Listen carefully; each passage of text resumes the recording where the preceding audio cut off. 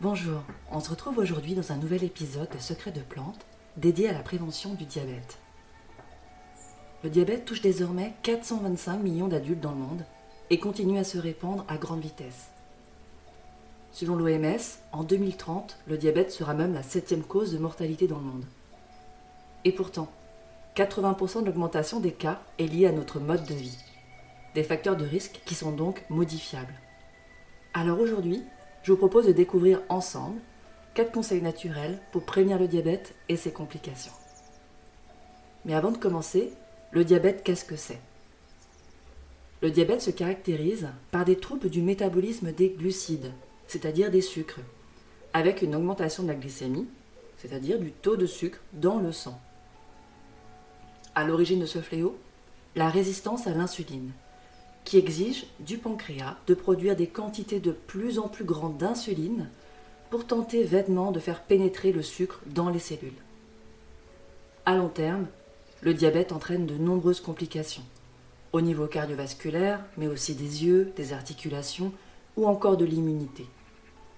Alors voici 4 conseils à mettre en place pour prévenir le diabète et lutter contre ses complications.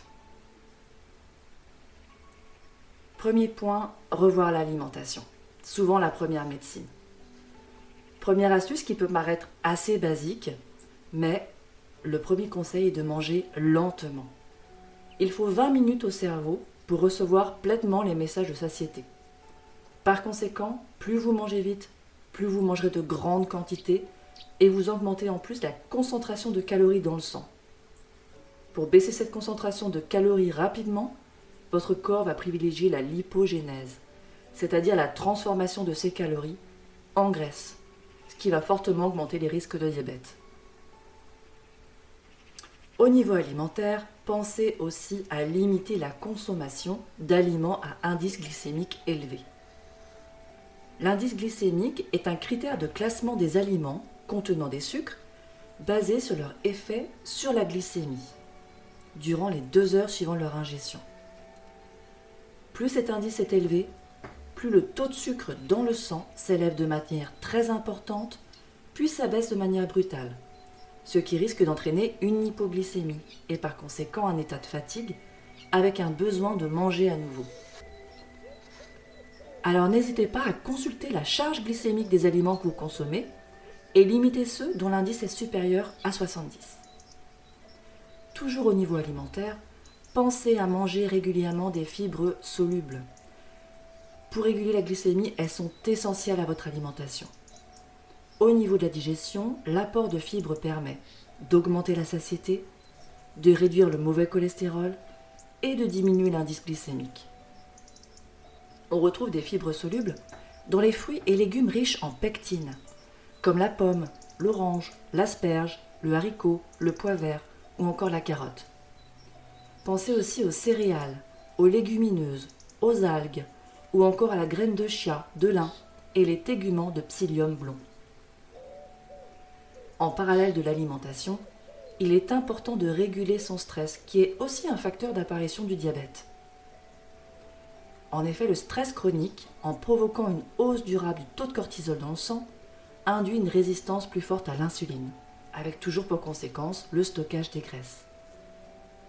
Si vous traversez une phase de stress chronique, pensez à la phytothérapie pour vous aider, et notamment aux plantes adaptogènes, comme la rhodiole, le schisandra, le hétérocoque ou l'astragale. Ces plantes adaptogènes ont pour propriété de améliorer le fonctionnement de la cellule, réguler l'insulinorésistance, être antidépressive et anxiolytique. En parallèle, prenez soin de vous. Octroyez-vous régulièrement une activité rien que pour déconnecter de la charge mentale et lâcher prise. Yoga, relaxation, réflexologie, massage, testez pour trouver celle qui vous convient le mieux. En parlant de massage, voici 2 points d'acupuncture à automasser pour soutenir le bon fonctionnement de votre métabolisme et de votre système digestif. Le premier point, c'est le point 4 du méridien du gros intestin, qui se situe entre l'index et le pouce. Le deuxième point, c'est le point numéro 3 du méridien du foie, situé 3 travers de doigts au-dessus de l'intersection du premier et deuxième orteil. Troisième conseil pour lutter contre le diabète, faire le plein de vitamines et d'oligo-éléments. Les carences en micronutriments et en vitamines sont un facteur de risque de diabète et plus généralement de maladies chroniques. Le chrome améliore la sensibilité à l'insuline et optimise son action. Un manque de magnésium et de zinc favorise l'insulinorésistance. Ces deux micronutriments améliorent en effet l'activation des récepteurs des cellules qui permettent la pénétration du glucose. Le calcium améliore la production d'insuline et sa libération. Le potassium contribue également à diminuer la résistance à l'insuline. Et le manganèse agit sur le métabolisme du glucose. Au niveau des vitamines, les vitamines du groupe B, B6, B3 augmentent la production d'insuline et améliorent le métabolisme du glucose et la fonction nerveuse. Les vitamines E et C, antioxydantes, réduisent la glycolysation.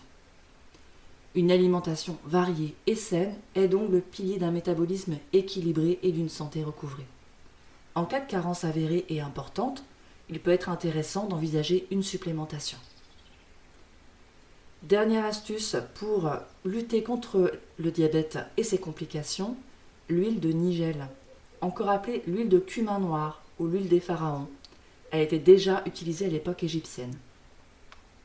Hippocrate la conseillait pour les troubles digestifs. Et une étude scientifique publiée en 2017 a démontré que la prise d'huile de nigel sur des personnes atteintes de diabète de type 2 avait permis de diminuer l'IMC, l'indice de la masse corporelle, avait également permis de diminuer l'hyperinsulinémie, l'insulinorésistance et réguler l'hémoglobine glyquée. Donc une multitude de solutions intéressantes et naturelles pour essayer de lutter contre le diabète et surtout de le prévenir. Je vous remercie pour votre écoute et vous donne rendez-vous la semaine prochaine pour un nouvel épisode de Secrets de Plantes.